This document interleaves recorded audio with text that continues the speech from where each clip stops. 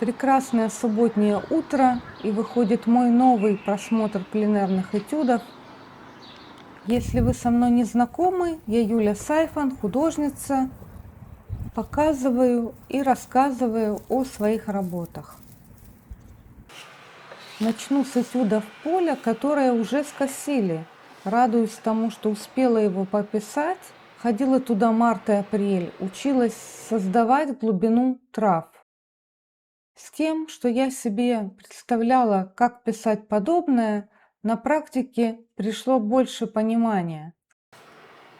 Листики сухого растения я писала разными светлыми оттенками. Они при оптическом смешивании создают серый. Сын меня сфотографировал посередине этого поля. Сами колоски и то, что за ним, я объединила по тону. Чтобы показать глубину, добавила вниз растяжку и горизонтальную линию на заднем плане. Темное на светлом и светлое на темном. Работа с планами. Поле у моих ног. На дальнем плане деревья и дом. Разница между глубиной внизу и деревьями в глубине. Горизонтальная полоса массы трав, как плоскость, повернутая к солнцу. В натуре было сложно это увидеть, понадобилось думать. Я имею в виду разницу тоновую и цветовую. Дом похож на тот, в котором я живу. У нас называют бутик из-за компактности, всего 4 этажа.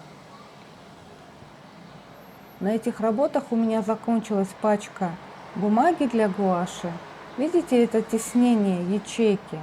Самая удобная бумага, по которой я писала гуашью, произведена в Китае. Пошла по пути уплощения форм, писала на месте, но больше под впечатлением. Не копировала один в один натуру, а пыталась общую идею передать. Можно максимально приблизиться к тому, что вижу на пленэре, а можно пойти путем отбора и анализа.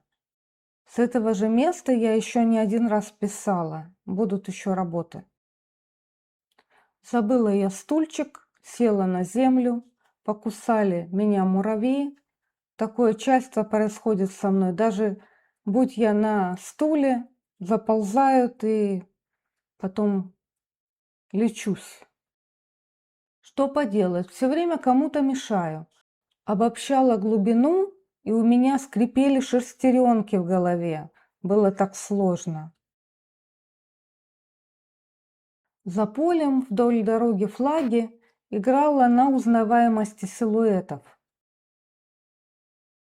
Еще одна попытка дома обыграть, понять увиденное на пленэре. Натюрморт.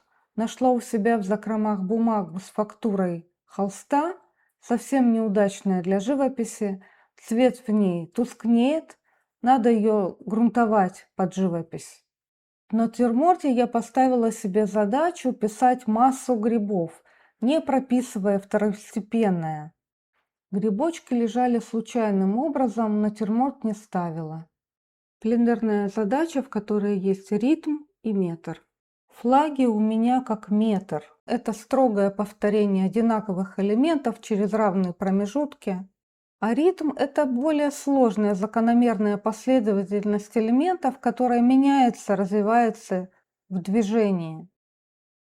Еще композиция с деревом посередине.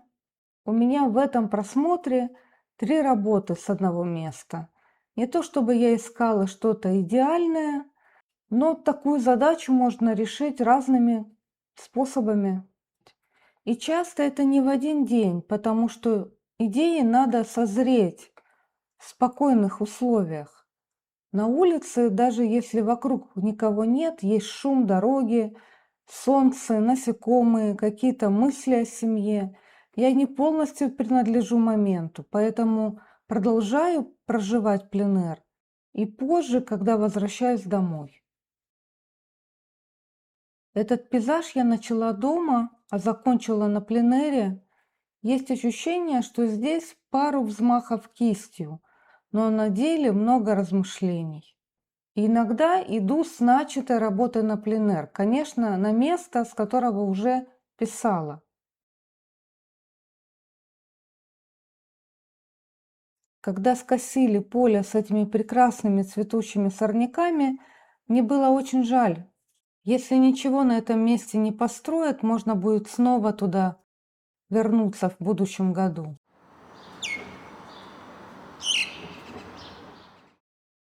Пожалуйста, поддержите мой канал, лайк, подписка, комментарий.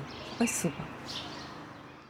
А это газоны. Много времени я преодолевала стеснение писать в проходных местах, у лестницы. Покажу, как это выглядело в процессе. Несколько дней возвращалась писать в разное время суток. В общем-то, никто и не ходит. Иногда собачники опускались и поднимались по лестнице. Хозяева и собаки вели себя прилично. Обнюхивали и смотрели. Никто никому не мешал, никто никого не покусал. За цветами на стене плющ, создающий дополнительную глубину и цвет.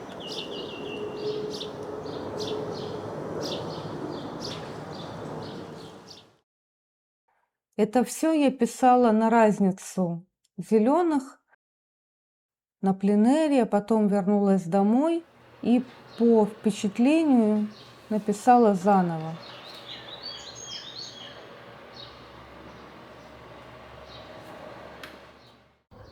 Еще один кадр в процессе. Работы между собой очень похожи, потому что я двигала по чуть-чуть композицию, понемногу изменяла цвет. Может быть, и не видно разницу, но результат был в том, что я проработала вот этот контраст красного и зеленого, увидела разницу между зелеными. Насколько интенсивно я иногда вхожу в тему, возвращаясь на одно и то же место, пишу много этюдов, пытаюсь сделать по-разному, что часто после этого происходит спад энергии и может занять время, пока я приду в себя. Но я найду новое место, влюблюсь в него и снова проживу все, о чем я вам рассказываю. Спасибо, что смотрите мои видео. Спасибо вам за комментарии, за лайки, за вашу поддержку. До свидания.